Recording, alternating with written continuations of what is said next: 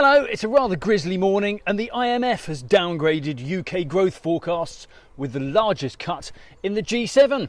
It's Wednesday the 15th, I'm FxPlew and this is the market brief. So yeah, the IMF has been on.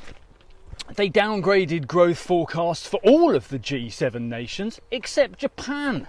The irony there is that Japan imports nearly all of its oil through the Straits of Hormuz. Go figure. Bailey has been on. He's got a real bee in his bonnet about the private credit market at the moment. He was on at the IMF at the spring meeting, warning of the potential triple whammy of tighter funding conditions, stretched asset valuations and non-bank leverage, all crystallising to stress private credit. Greene has been on. She told MPs that UK activity was already weak before Iran. She was explaining the inflationary impact of the war and how secondary inflation may take months to show up. Over in the US, Treasury Secretary Bessent has been on again.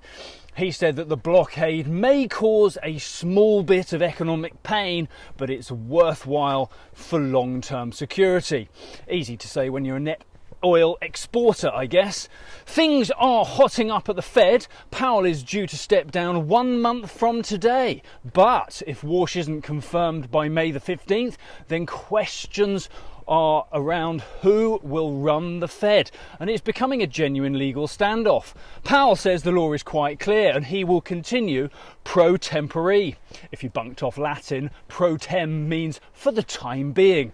I don't know what the Latin is for. Trump will disagree. Fed members seem fairly happy to keep rates on hold for some time to come. Goolsbee has been on, perhaps dumbing things down for dear old Donald. He said the longer the war goes on, the more any rate cut gets pushed back. The markets didn't love Bessent's chat and the dollar index fell to around 98.10. Cable rallied to 135.90 and we kick off this morning around 135.65. Sterling is around 115 against the euro and euro dollar is fairly flat around 117.90 on the open this morning. That's it from me. Hope things brighten up for you. See you again tomorrow.